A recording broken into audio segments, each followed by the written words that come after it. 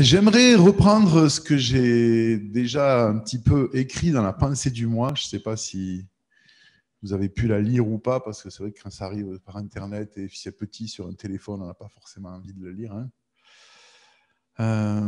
Qui est un petit peu inspiré par mon quotidien en dehors de mon activité pour l'Église. Je rénove ma maison.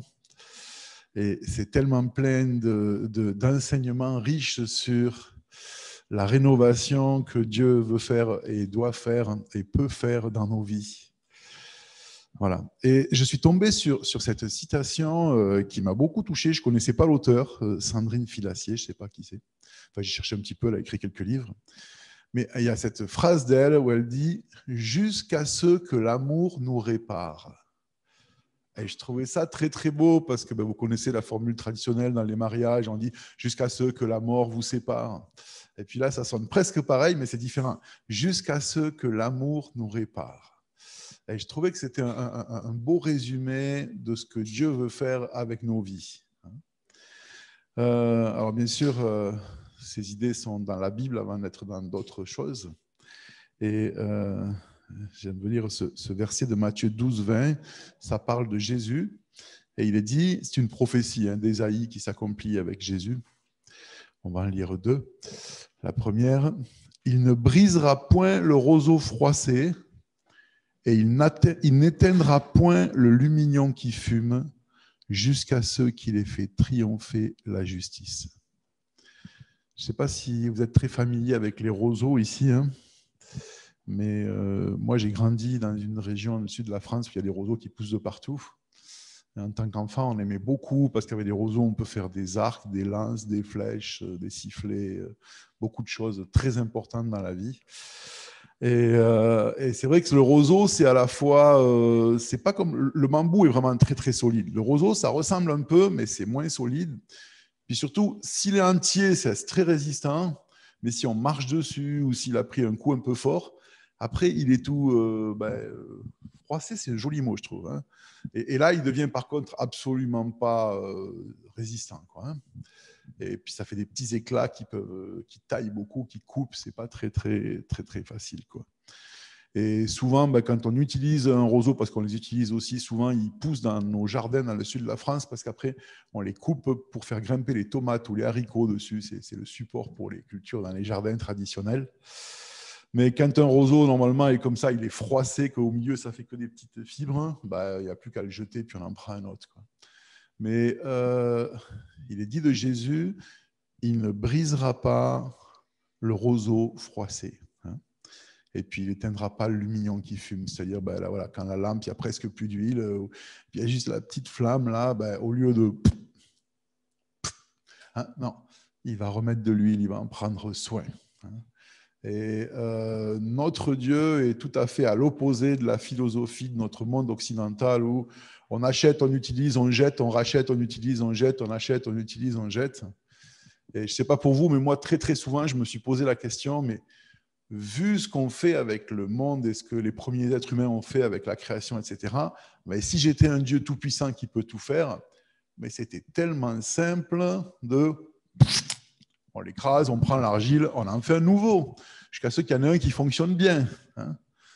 Mais non, c'est un mystère, je n'ai pas d'explication. Si, une petite l'amour quand même, mais il a choisi d'essayer de réparer et de réparer et de réparer et de réparer.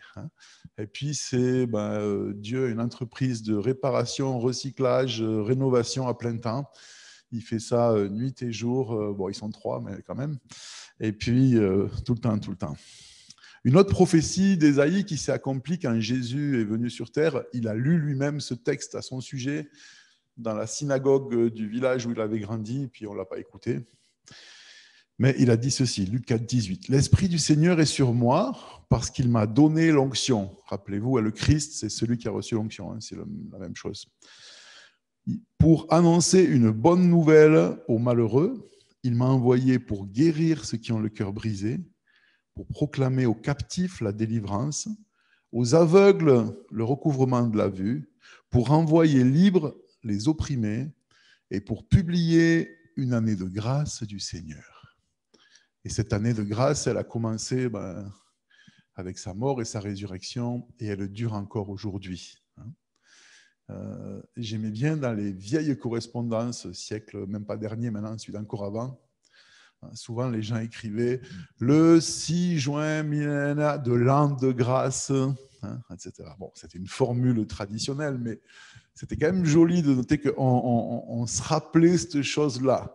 On est dans cette année de grâce qui a commencé avec la venue de Christ, qui est venu non pas pour écraser ce qui était déjà abîmé, non pas pour trier, essayer de garder les 2-3 qui sont bien et puis virer les autres, non, pour réparer nos vies.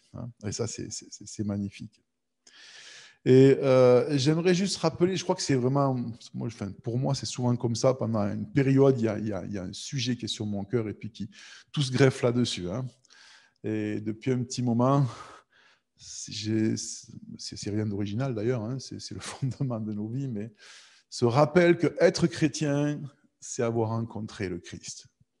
C'est pas aller à l'église, c'est pas lire sa Bible. Il faut faire ça aussi pour d'autres raisons, mais un chrétien, c'est quoi? C'est quelqu'un qui a fait une rencontre avec le Christ.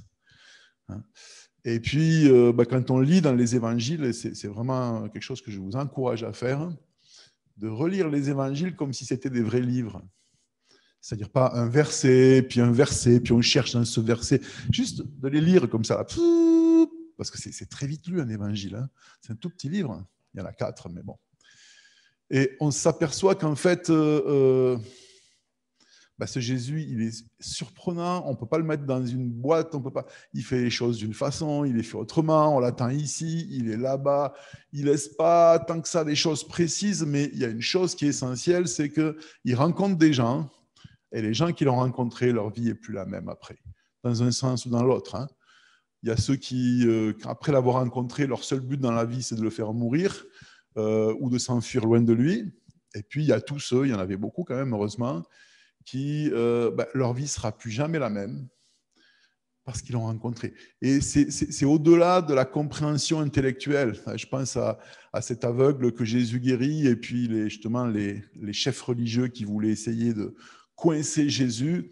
Ouais, mais cet homme-là, c'est qui? C'est quoi? C'est la puissance. Et puis ce gars, c'est un gars tout simple. Puis écoutez, moi, je sais qu'une chose. J'étais aveugle et je vois. Débrouillez-vous avec ça. Voilà, c'est tout. Et bien sûr, je suis le premier à dire souvent, on a besoin d'étudier la Bible, de la comprendre, d'avoir un squelette dans nos pensées qui soit solide, cohérent, qui se tienne. Donc, je ne suis pas en train de dire ici, arrêtez d'étudier, d'essayer de comprendre, de chercher. Surtout pas. Mais si ça, ce n'est pas un outil au service de ce qui découle de notre rencontre avec le Christ, ça ne sert à rien. Et je le dis souvent, mais s'il y a une chose positive dans ce qu'on a vécu cette dernière année, qui a stoppé toutes les activités des églises évangéliques, c'était justement l'opportunité de faire le point sur c'est quoi ma vie avec Dieu quand je ne peux plus rien faire. Et c'est triste si la réponse, c'est rien.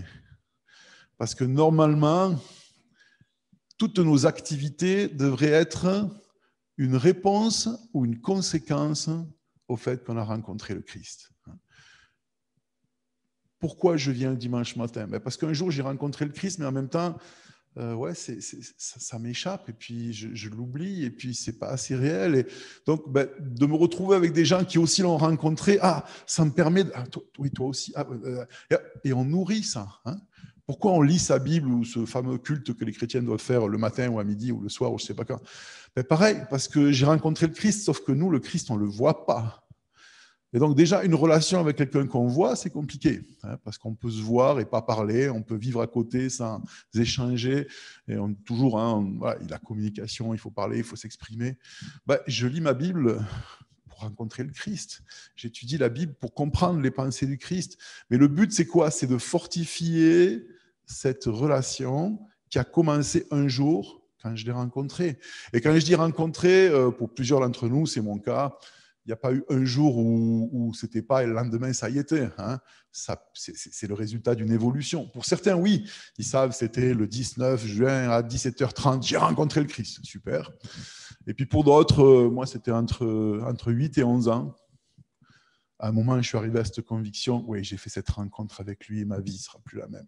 Donc, peu importe, je ne suis pas en train de dire qu'il faut que ce soit une rencontre, là, paf, on est rentré dedans et puis on est bouleversé. mais c'est une rencontre qui va déterminer toute la suite de nos vies.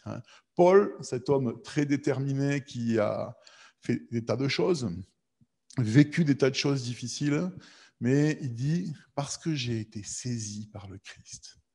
Et j'aime cette expression. Et c'est le même Paul qui dit « l'amour de Christ nous étreint ».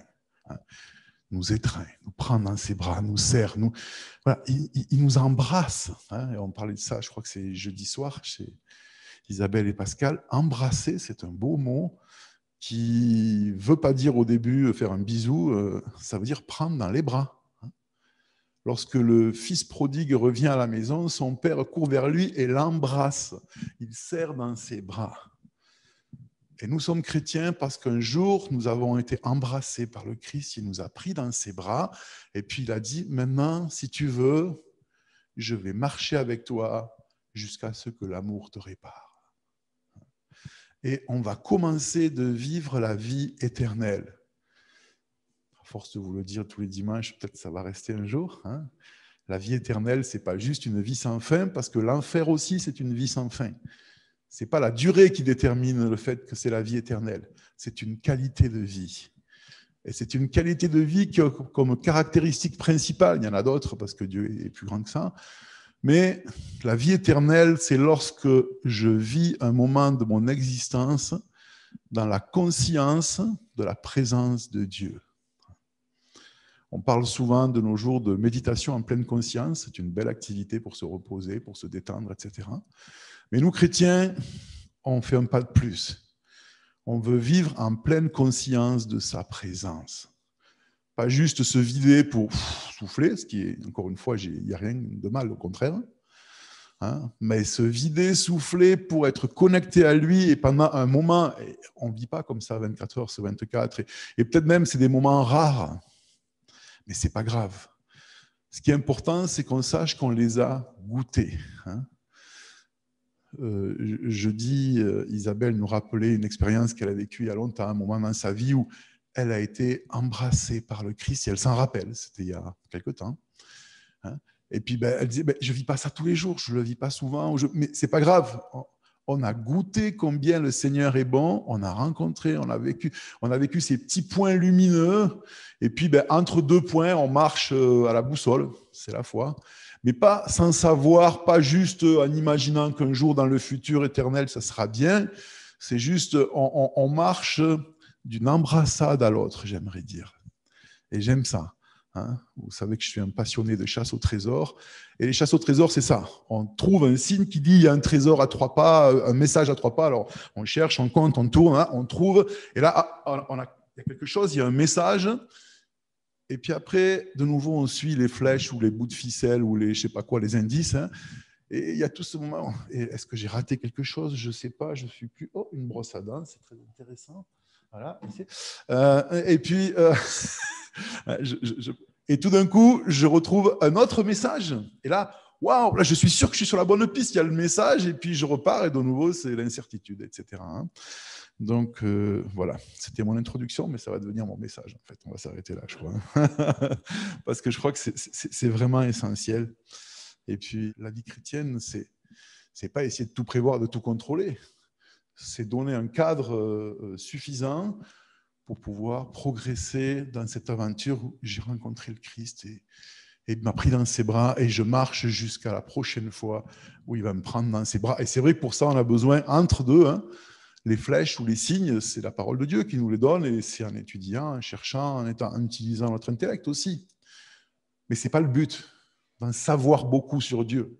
C'est d'en savoir de plus en plus sur lui pour vivre mieux, plus le rencontrer de façon plus précise, etc. Alors, dans ce thème de l'amour de Dieu qui veut restaurer, réparer nos vies intérieures, et je ne pensais pas spécialement ce matin, parce que c'est un autre sujet, au fait de réparer ou restaurer les relations entre deux personnes. Ça, c'est beaucoup plus compliqué parce que ce que fait l'autre, j'y peux rien. Mais je pensais pour nous, nos vies à nous ont besoin d'être réparées, restaurées, etc. Et je trouvais intéressant de regarder, il y a une phrase de Jésus qui est rapportée dans les 4 évangiles de façon un tout petit peu différente. Et quand on superpose ces 4 récits, ça donne un très beau relief. Vous savez, comme dans certains programmes, je crois que c'est Photoshop qui fait ça, où il y a des calques, hein, et puis on met un calque sur un autre, et après on regarde l'ensemble et on a une image avec toutes les choses superposées. Et c'est ce fameux verset qui dit, quand Jésus dit « Celui qui veut sauver sa vie la perdra ». Mais il y a des nuances. Marc, il dit ceci. Celui qui voudra, Marc 8, 35, celui qui voudra sauver sa vie la perdra, mais celui qui perdra sa vie pour moi et pour la bonne nouvelle la sauvera. Donc, première chose, il va la sauver. Rappelez-vous, sauver dans la Bible, ça ne veut pas dire ne pas aller en enfer. Ça peut vouloir dire ça, mais pas la plupart du temps. Ça veut dire il va la sauver d'être perdu, dans le sens gaspillé. On a tous 48 heures, mais non, 24 heures dans une journée. Je trouve que c'est bon avec les chiffres. On a 48 heures dans une journée. Non, même un Suisse, ils n'arrivent pas à faire ça. On a 24 heures dans une journée. Bon, on dort une partie du temps, mais voilà. Qu'est-ce que je fais de ce temps? Soit, moi, je fais du mal, ça j'ai le choix, mais on décide rarement de faire le mal. Soit juste, je le laisse filer entre mes doigts sans rien faire de mal, mais sans rien en faire non plus qui dure. C'est pas un péché, c'est comme ça. Ben voilà, on en perd une partie. Et puis, il y a ces petits moments où on vit dans cette conscience du Christ. Et ce moment-là, que ce soit avec quelqu'un, tout seul, peu importe, dans la nature. Et ce moment-là, il est sauvé de la perdition du temps qui ne revient pas et qui ne sert à rien. Donc, première chose, celui qui voudra sauver sa vie, c'est-à-dire celui qui veut vivre égoïstement pour lui, en fait, les moments qui passent sont perdus. Mais celui qui perdra sa vie à cause de moi, de la bonne nouvelle, la sauvera. Deuxième version par Matthieu, celui qui voudra sauver la perdra, mais celui qui perdra sa vie à cause de moi, c'est la même chose, la trouvera. C'est intéressant. Dans le premier cas, la sauvera. Dans le deuxième, la trouvera. Quand je décide de vivre une relation avec Christ et de ce fameux chercher d'abord le royaume de Dieu et sa justice, je trouve ma vie. Et ça, c'est un thème qui est très à la mode chez les gens qui ne sont pas spécialement croyants. Il faut trouver sa vie pour se réaliser, etc. Et ils ont tout à fait raison, il faut le faire. Parce que le point de départ de tout, comme l'ont dit les philosophes il y a très très longtemps, connais-toi toi-même, commencer par trouver qui on est, notre vie. Sauf que à cause du problème initial de l'être humain, créé pour graviter autour de Dieu, on est sorti de ça et on a fait le choix de graviter autour de nous-mêmes. Donc le centre de mon univers, de mon monde à moi, dans lequel je suis un petit roi assis sur un trône, ça s'appelle ma vie, c'est moi-même. Et du coup, je tourne sur moi-même. Et avec ça, je ne sais pas qui je suis parce que je suis mon propre centre de gravité et je n'ai pas été créé pour ça. Et lorsque je remets Christ au centre et que ma vie recommence à graviter autour de lui au lieu de graviter autour de moi, je trouve ma vie. Ah, mais j'étais fait pour ça. C'est l'histoire du violon qui a été retrouvé par une famille de charpentiers et puis ils s'en servent comme marteau. Et puis ça, on peut planter des clous avec un violon. Pas très longtemps, mais un certain temps. Et puis l'autre violon qui a été trouvé par une famille de gens qui font du canoë, puis s'en servent pour pagayer. Et puis ça fonctionne aussi. Jusqu'au jour où le violon, il arrive dans une famille où quelqu'un a un archet et puis commence à jouer. Et il se dit, ah, j'étais fait pour ça. Bonjour, jeune homme. Et puis, donc, la trouvera. Dans Luc, c'est aussi la sauvera. Mais dans Luc 17, 33, celui qui cherche sa vie la perdra, celui qui la perdra la retrouvera. Donc on a sauvé, trouvé et retrouvé. Pourquoi ? Parce que souvent, entre deux fois, je me perds. Il y a ces moments où je suis conscient de la présence de Christ et je sais qui je suis, je sais qui il est. Enfin, en partie, c'est bien, mais tout d'un coup, je passe à autre chose pendant un jour, un mois, une année, 3 années, peu importe. David a vécu 2 ans déconnecté de Dieu parce qu'il ne voulait pas confesser son péché. Abraham a eu des années où il est passé complètement à côté parce qu'il voulait avoir son fils avec la servante de sa femme. Donc il y a ces moments dans nos vies où on passe à côté, mais quand à un moment on veut marcher avec lui, on va retrouver notre vie. Et puis finalement, Jean nous donne encore une autre alternative. Il dit, celui qui aime sa vie la perdra, et celui qui ne prend pas, la met pas en priorité pour vivre dans ce monde, la conservera pour la vie éternelle. Et presque on la conservera dans la vie éternelle, parce que la vie éternelle conserve. Hein. Et en fait, nos vies, les éléments de nos vies, c'est un peu comme les pièces d'un moteur. Je ne suis pas du tout un mécanicien, je ne connais pas grand-chose, mais je sais une chose, quand il n'y a plus d'huile dans un moteur, ça ne dure pas longtemps. Ça chauffe, ça grippe, ça casse. Hein. Et il faut de l'huile. Et lorsque je vis juste moi pour moi, et j'ai l'impression que c'est le meilleur puisque je fais ce qui est le mieux pour moi, dans mon intérêt à moi d'abord, ben en fait, c'est comme faire tourner un moteur sans huile. Rapidement, ça chauffe, ça s'échauffe, ça frictionne. Et à un moment, ça casse. Mais lorsque je vis et que l'huile dans laquelle je vis, c'est cette vie éternelle, cette qualité de cette journée de grâce, alors les éléments de ma vie peuvent se frotter les uns aux autres sans que ça s'échauffe, sans que ça se détruise. Et je peux être un peu plus en paix avec moi-même, avec Dieu, et éventuellement avec les autres, en tout cas ce qui dépend de moi, puisque, encore une fois, on ne décide pas pour les autres, quoi. Ah ben ça, c'est bien. Alors, je voudrais encore lire un verset dans Jean 15, et il est dit « Comme le Père m'a aimé », c'est Jésus qui parle, « je vous ai aussi aimé, demeurez dans mon amour. Si vous gardez mes commandements, vous demeurerez dans mon amour, de même que j'ai gardé les commandements de mon Père et que je demeure dans son amour.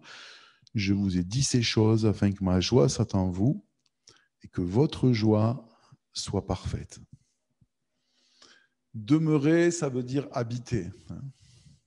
J'ai réfléchi, je ne sais pas d'où vient cette expression quand on dit de quelqu'un c'est un demeuré. C'est triste, c'est pas beau, mais je n'ai pas compris. Vous savez d'où ça vient? Qu'on dise de quelqu'un qui a des problèmes mentaux que c'est un demeuré? Bon, tant pis, hors sujet. Peut-être. Ok.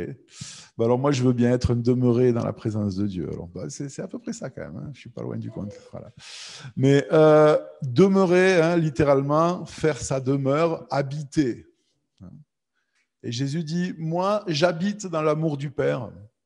C'est ma maison. Et j'aimerais que ce soit la vôtre. Et en fait, nous, on a plutôt tendance à faire de notre habitation, notre cohabitation avec Christ, c'est un peu un appartement de vacances. Vous savez, moi, j'ai un poulailler aménagé qui me sert d'appartement de vacances dans le sud, chez mes parents, dans leur propriété.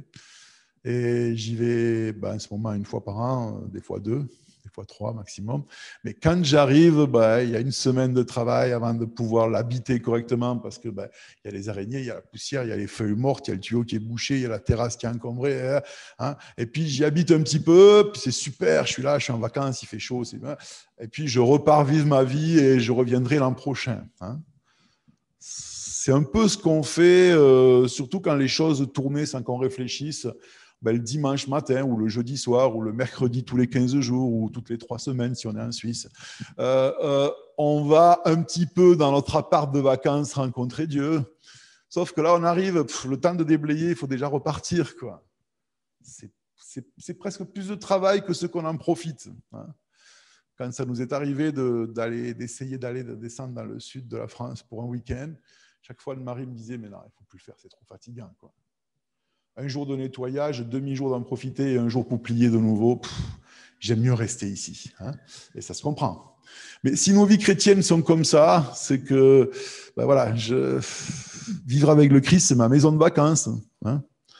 Puis au bout d'un moment, on se dit, mais c'est tellement de boulot que j'aime mieux rester chez moi. Et puis là, je trouve plus ma vie. Et puis, elle se perd, et puis je ne suis pas heureux, et puis du coup, je cherche pourquoi je ne suis pas heureux, et puis je m'invente des trucs, et puis je tourne sur moi, et puis ça s'échauffe, et puis le moteur casse, et je suis malheureux. Et finalement, je me dis, et si je retournais dans la maison de mon père? Là-bas, même les gens qui travaillent sont heureux. Hein, heureux. sais pas s'ils sont bien. Et puis, je crois que c'est quelque chose qu'on doit apprendre. Quand j'invente rien, hein, quand David dit « j'aimerais demeurer dans la maison du Seigneur », ce n'était pas le fait de passer ses nuits dans le temple. C'est que l'amour de Dieu soit notre résidence principale, l'endroit où on vit tout le temps. On n'y arrive pas, mais plus souvent. Mais paradoxalement, ce qui nous empêche aussi beaucoup, je pense, il y a cette idée qui vient de la religion, n'importe quelle religion, hein, toute pareille, c'est qu'en fait, il faudrait que je sois bien avant d'aller vers Dieu. Il faudrait que je m'améliore avant d'aller vers Dieu. Il faudrait que je sois en forme pour aller vers Dieu. Il faudrait que j'ai fait ce qu'il faut avant d'aller vers Dieu. On n'amène pas les affaires à réparer quand elles fonctionnent. Jésus a dit, je ne suis pas venu pour ceux qui vont bien, je suis venu pour les malades. Alors, on est tous malades, mais si je vis en faisant l'autruche, en prétendant que je vais bien, je n'ai pas besoin d'aller vers Dieu. Et le problème, c'est qu'après, quand je vais mal, parce que j'ai cru que j'allais bien, vous me suivez, hein, je me dis, maintenant, je ne peux pas aller vers Dieu, parce que quand j'allais bien, je n'y allais pas, maintenant que je vais mal, je ne vais pas y aller. Mais c'est dommage. Hein. C'est comme quelqu'un qui dirait, pour aller à l'hôpital, j'attends d'être guéri. Quand tu seras guéri, tu n'auras plus de raison d'y aller. Tous les gens qui vont chez le médecin ou à l'hôpital, c'est parce qu'ils ont un souci. Oui, on vient à Christ et on vient à Dieu parce qu'on va mal. Il faut savoir que ça ne le gêne pas, c'est son job. Il est venu pour réparer les cœurs brisés. Il est venu parce que il aime ça. Il aime nous restaurer, nous faire du bien, nous remettre les morceaux en place. S'il aurait pu se débarrasser de nous, il ne l'a pas fait. Et je crois que c'est tellement terrible quand on parle avec des gens qui ne vont pas bien, puis on dit je ne te vois plus depuis un moment. Ouais, je vais trop mal en ce moment, je n'ai pas envie de rencontrer l'église ou les chrétiens.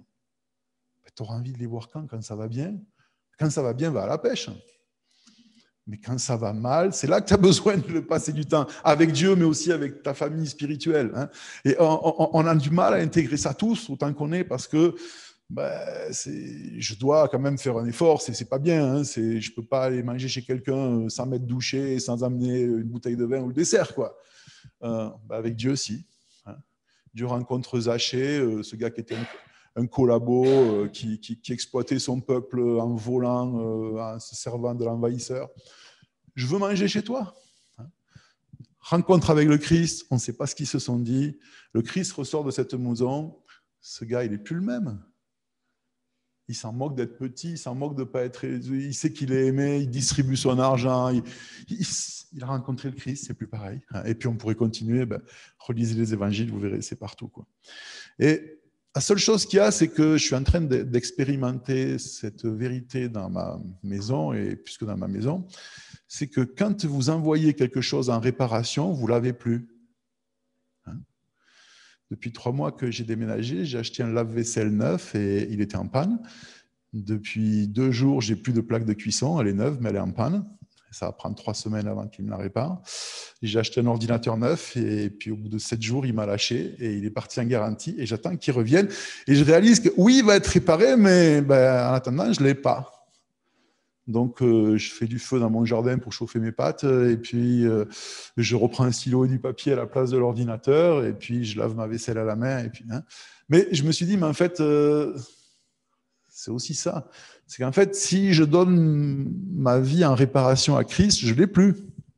C'est lui qui s'en occupe. Puis c'est une chose que j'aime pas.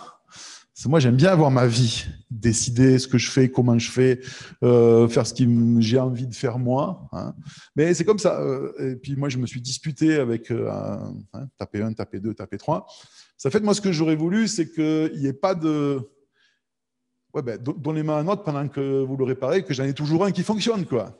Non, ça ne marche pas comme ça. Oui, c'est garanti, mais vous nous l'envoyez, puis c'est pas rapide, et puis on va le réparer, puis c'est pas rapide, puis on va vous le ramener, puis c'est pas rapide. Et puis vous l'aurez. Puis moi, je dis à Dieu, bon, j'aimerais que tu répares ma vie. Donne-moi-la. Non, j'en ai besoin. Je dois m'occuper de moi. Alors, non, là, il n'y a pas tapé 1, tapé 2. Il n'y a pas de souci, tu me la donnes, je te la répare. Mais si tu la gardes, je ne peux pas la réparer. C'est ça, celui qui veut garder sa vie la perd.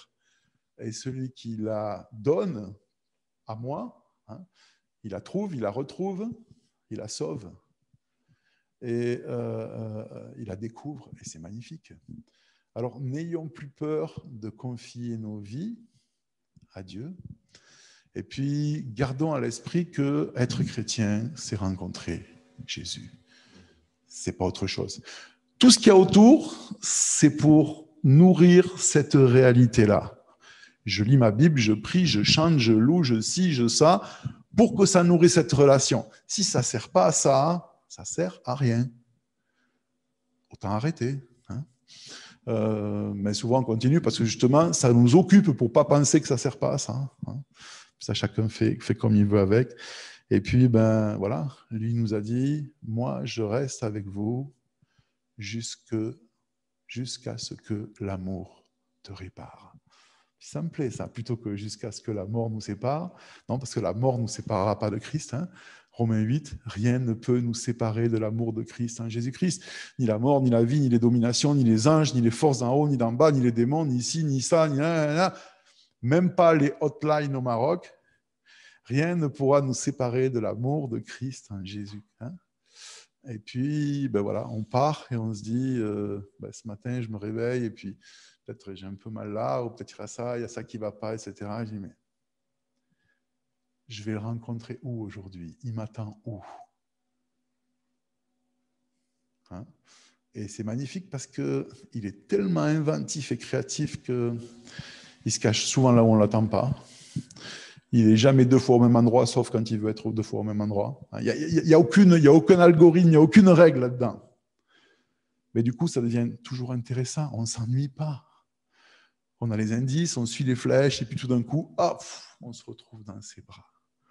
Et là, on vit l'embrassade, et puis c'est super. Et puis, il faut se séparer quand même un petit peu, mais son amour nous accompagne. Et il n'y a rien qui pourra nous séparer, hein, jusqu'à ce que l'amour nous répare, et puis de réparation en réparation. Et une chose que j'ai oubliée, j'avais dit que je terminais, mais j'ai oublié, c'est que dans les méthodes de réparation de Christ, il n'y a pas forcément de chirurgie esthétique, dans le sens, il répare, mais il laisse les cicatrices.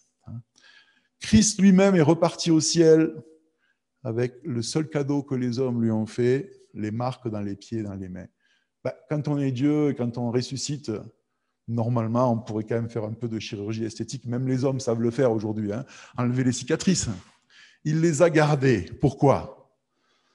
Elles sont d'abord une trace visible de son amour pour nous, et puis aussi du fait que je ne jette pas, je répare. Hein. Alors oui, quand on arrive, quand on prend de l'âge dans notre marche avec Christ, on ressemble à un drôle de machin. Moi, quand je regarde ma vie, je me dis, mais ça ressemble à rien. Il y a plus de cicatrices, de bouts de pansements, de bouts de scotch, de machin, de trucs, de ci, il n'y a plus un morceau qui est entier, quoi. Mais je suis toujours là, je suis toujours vivant et l'essentiel fonctionne et ça ne ressemble pas à grand-chose. Mais ce n'est pas grave, mais chacune de ces traces, elles ne font plus forcément mal d'ailleurs, hein, mais elles rappellent, là il m'a réparé, là il m'a réparé, là il m'a réparé, là il m'a réparé, là il m'a réparé, là il m'a réparé, là il m'a réparé. Et puis, voilà, je ne sais pas comment ça sera après, mais en fait c'est beau, on peut être fier. Un peu comme les vétérans qui sont là à comparer. Ouais, moi j'en ai eu ici, là, moi ici, moi j'en ai reçu 3 là. Hein, mais nous, j'ai été réparé par Christ. J'ai été réparé par son amour. Il m'a restauré encore une fois. Mais voilà, j'ai une vraie âme. Hein, et puis nous, on serait tenté de demander une âme en silicone parfaite. Toute belle. Oh, elle est belle. Hein, elle est morte. Elle est belle, mais elle est morte. Puis moi, j'en ai une qui est toute cabossée, toute couturée, toute défoncée, toute rapiécée. Il y a de tout dessus. Mais elle est vivante. C'est toujours la même. Elle n'a pas été jetée, elle a été gardée et il nous amène jusqu'au bout. Seigneur, on te remercie parce que la vie avec toi n'est pas ennuyeuse. Et puis, aide-nous à ne pas perdre nos vies, à ne pas les gaspiller, à ne pas passer à côté et à se rappeler l'essentiel. On veut vivre avec toi, on veut vivre de toi, on veut vivre dans tes bras pour toujours. On veut demeurer, habiter dans ton amour, que ce soit notre résidence secondaire. Et merci parce que tu répares encore nos âmes abîmées, défaites, déformées. Et puis tu en fais quelque chose de beau pour toi. Et ce que je te demande vraiment, c'est que ce ne soit pas juste des mots, des idées, des concepts, mais que ce matin, pour chaque personne ici, pour tous ceux que nous aimons, pour nos familles, ceux qui nous entourent, ceux qui vivent autour de nous, que ça puisse être par ton esprit une réalité. Qu'on puisse comprendre que comme on est, on peut venir à toi, particulièrement si ça ne va pas, si on est abîmé, cassé, sale, et puis qu'on se laisse réparer par toi et qu'on ramène nos vies à toi pour que tu en prennes soin. Merci pour ce moment où on peut se rappeler ces choses et où ton esprit peut agir dans nos cœurs. Garde-nous, conduis-nous et merci parce que c'est tellement beau de vivre avec toi.